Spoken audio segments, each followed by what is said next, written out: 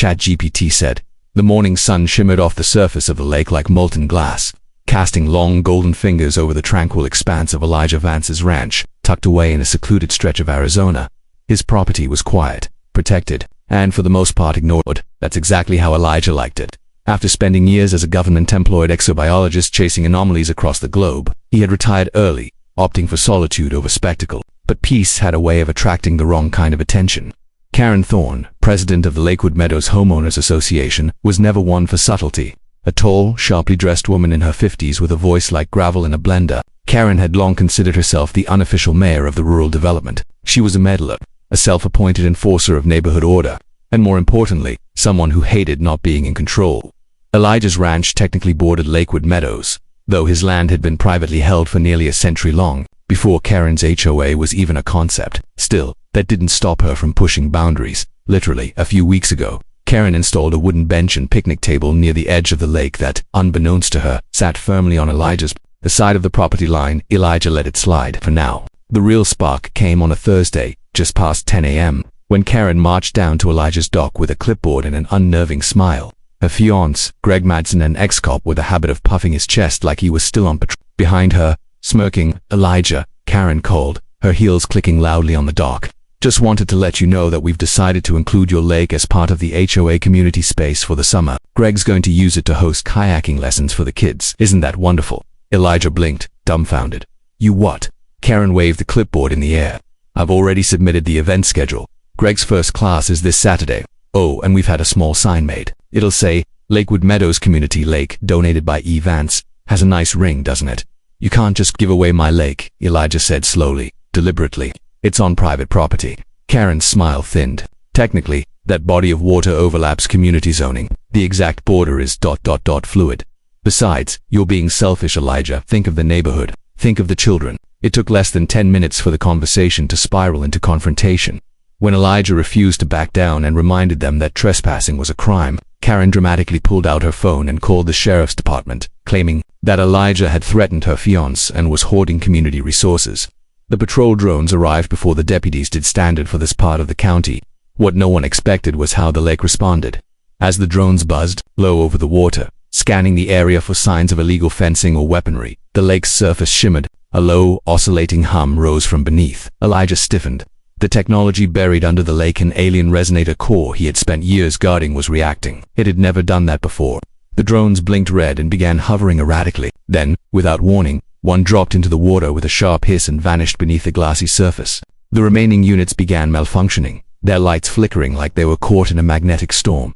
Karen screamed. Greg pulled her back, staring wide-eyed at the water, which now pulsed faintly with a strange inner light. Elijah stepped forward slowly, muttering under his breath, "You shouldn't have messed with the lake." In that moment, everything changed. What started as a petty HOA power play had just triggered something far bigger, something no one was ready for. "You said, please expand chapter number 2 in 600 words without heading," ChatGPT said. The sheriff's department arrived in full force. Within the hour, their sleek black cruisers rolling down the dirt road like armored beetles. Overhead, a fresh batch of aerial drones buzzed into position, scanning every inch of Elijah Vance's ranch and the lake that had suddenly become the center of a spiraling mystery. Karen Thorne stood at the edge of the property line with arms folded tightly, her lips pursed into a thin line of self-righteous fury. Greg hovered beside her, jaw clenched, fingers twitching like he wanted to reach for a badge that was no longer his. "I want him arrested," Karen barked the moment Sheriff Monroe stepped out of his vehicle. "He assaulted our right to use shared water resources. That lake is in violation of Community Code Section 5, Paragraph 8. Karen Monroe interrupted with a hand in the air. "This is not a zoning meeting, and you don't get to call the shots out here. This ain't HOA turf," she huffed, visibly offended. "But there are children. Sheriff, he's hoarding a lake. What kind of man does that?" Monroe didn't answer. His eyes were locked on the lake. The water, normally clear and still, now shimmered with an unnatural sheen. Gentle ripples moved in concentric patterns that defied wind and physics. Drones hovered overhead, but none dared get close after one of their kind had vanished beneath the surface like a stone into mercury. Elijah stood by the edge of the dock, arms crossed, jaw tight. "I told your dispatch," he said. "There's tech in that lake. Sensitive tech. It doesn't respond well to sudden electronic interference." Tech. Monroe narrowed his eyes. "Like what? Government equipment? You doing some kind of experiment?" Elijah hesitated. "Let's just say it's old and it's not from around here." That earned him a long stare from the sheriff. Okay, Monroe said slowly. Well, we're not touching anything until I bring in someone from the county and maybe someone from the Department of Energy, or NASA, or hell, I don't know, whoever deals with glowing lakes and disappearing drones. Meanwhile, one of the new drones strayed too close. Its rotors sputtered as it crossed an invisible boundary above the lake, and then it suddenly shot upward like it had been launched from a catapult. It spiraled through the air before slamming into the side of a deputy's SUV, triggering the alarm. The sirens blared into the still morning air. Karen shrieked again. See, he's attacking police equipment. That's criminal. It's not me, Elijah said through gritted teeth. It's the lake reacting to external electromagnetic fields. That system wasn't meant to be disturbed system. Greg growled. You hiding military weapons in their vans? No, Elijah said quietly. Something older. The ground beneath their feet gave a brief tremble, subtle, but enough to be felt. Birds took off from the nearby trees in a flurry. Elijah flinched. That tremor wasn't just seismic, it was dimensional. The resonator core beneath the lake was struggling to stay in sync. If the disturbance continued, the containment field could fracture. And if that happened, no one on this side of the lake or this side of reality was safe. I'm going to need everyone off this property, Elijah said firmly. Now, you don't get to order anyone around, Karen snapped. I do, Sheriff Monroe cut in, now clearly unsettled. Everyone back up, Vance, you too. But Elijah didn't move. His gaze was fixed on the lake, which now pulsed with a deep oceanic hue. The sky overhead darkened slightly, as if clouds were forming from thin air. What's happening? Greg muttered. Elijah took a breath. We crossed a threshold.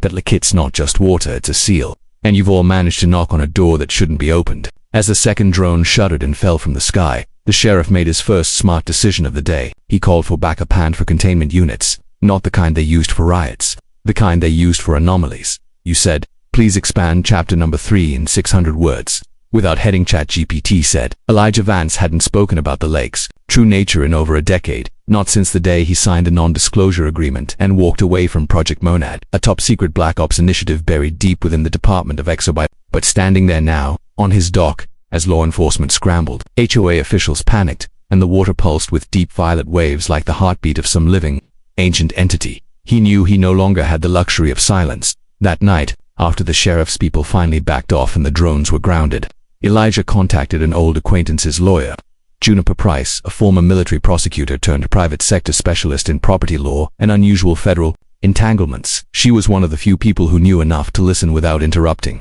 I told them to stay off it, Elijah said, pacing in his study, the lake casting eerie shadows through the window behind him, the resonators responding like it did during the initial testing phases. That core was never supposed to be disturbed once it was stabilized. Juniper leaned forward across the video call, her expression unreadable. You're saying that lake isn't just natural. It used to be, Elijah replied. Underneath it is a device we recovered from the Nevada Rift in 2007, alien origin, or at least, not terrestrial. The core bends gravitational energy, stabilizes dimensional rifts, and houses a dormant portal to somewhere else. We never found out where. But we knew one thing: it couldn't be moved. So we buried it, stabilized it using environmental buffers. This lake isn't just water. It's a dampener, a lock. Juniper exhaled slowly, and Karen just tried to host a neighborhood barbecue on top of it. Worse, she let her fiancé drill in pylons for a floating dock. He punched straight through the sediment layer, right into the field membrane. Christ. And now we're seeing phase 1 anomalies, localized distortions, drone interference, low-frequency seismic vibration. If it progresses to phase 2, Elijah trailed off. Juniper didn't ask what phase 2 entailed. She didn't need to. Elijah, she said, her voice calm but clipped. I'm filing a suit first thing in the morning. Trespassing, malicious damage, endangerment, unauthorized structural modification on protected land, you name it. We'll start with $3 million in damages. Enough to scare them.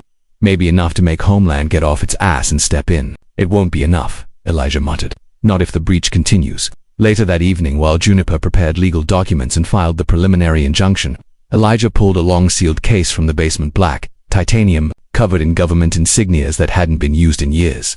Inside was a compact scanner, no larger than a shoebox, glowing with an eerie blue pulse the moment he powered it on. Its interface flickered to life, displaying wave interference patterns that sent a chill through his bones.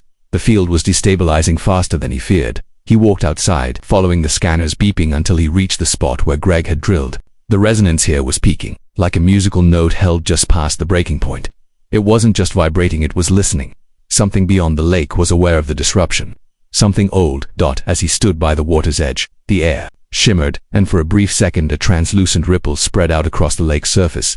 Within it, he glimpsed a shape tall, serpentine, crowned with light. It stared at him through the veil, watching, waiting, Then it vanished. Elijah swallowed hard. This wasn't just a breach, it was a beacon, and someone or something had heard the call. The courthouse steps were never meant for interdimensional lawsuits, but by Monday morning, Juniper Price had filed a $3 million civil suit in the county's highest court naming Karen Thorne, Gregory Madsen, the Lakewood Meadows Homeowners Association, and, in a last-minute addition, the local zoning office as defendants. The claim included trespassing, unauthorized structural interference, environmental endangerment, and damages related to the destabilization of a protected subterranean asset. It was written in legalese, but between the lines, the message was clear: you broke something that could unravel the planet. Karen, of course, scoffed at the lawsuit. On her HOA community app, she called it a desperate attempt to silence civic pride, dismissing Elijah as a delusional old coot with conspiracy theories. Greg backed her up with videos showing them installing the dock, claiming they were improving the neighborhood. But what neither of them could deny was the now irrefutable evidence that something had gone wrong.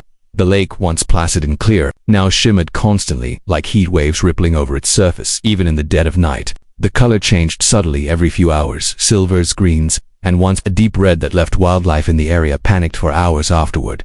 Juniper's team wasn't just suing, they were building a firewall. She'd contacted government agencies, quietly, sharing encrypted reports of the resonator's behavior.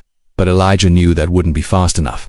By the time red tape cleared, it might be too late, so he went public in a carefully prepared interview aired on a late-night podcast that specialized in fringe science. Elijah laid out the basics, not classified secrets, but enough to make people take notice. He explained that a forgotten piece of non-terrestrial technology lay beneath his lake, that it was tied to phenomena that could distort time and gravity, and that recent disturbances caused by unauthorized construction had triggered a dangerous reaction. It went viral within 24 hours, but the real shock came 2 nights later, when 3 figures appeared at the edge of the lake without warning. Elijah had been monitoring the site from his control shed, watching the scanners as frequencies surged unnaturally. A high-pitched harmonic, barely audible but deep enough to set his teeth on edge, filled the air. When he stepped outside, he saw them. They weren't human, at least, not entirely. Each was tall, wrapped in shifting cloaks that seemed to flicker between states visible and invisible, physical and not. Their skin shimmered with fractal patterns, like constellations burned into transparent glass. Where their eyes should have been were voids of light, constantly changing in shape and depth.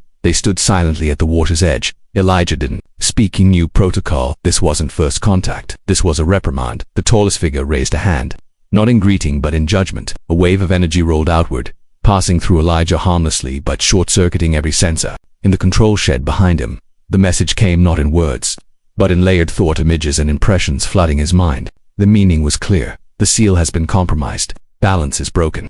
Reparation must occur. Then, as quickly as they appeared, the figures vanished, folding into the air like mist under heat. Elijah stumbled backward, breath ragged. He knew what was coming. The lawsuit was no longer a warning shot, it was a shield. And not just for him but for the earth, because now reparation wouldn't just come from human courts, it would come from whatever lay beyond. The like entities that had watched the seal for eons. Entities that didn't care about HOAs, property lines, or civil codes. Only one law mattered now. You break the seal, you pay the cost. Karen Thorne had never lost a battle, not in neighborhood disputes, not in HOA elections, and certainly not to some recluse rancher with an overgrown pond and a bunker full of sci-fi paranoia. But nothing in her well-manicured, rule-enforced life had prepared her for the day she was summoned, not just to county court, but to a tribunal whose jurisdiction extended far beyond the limits of earthly governance. It started with the C.S. Anderson orders, then came the restraining order, and then, unexpectedly, the summons wrapped in gold-threaded parchment and delivered by a courier who didn't cast a shadow.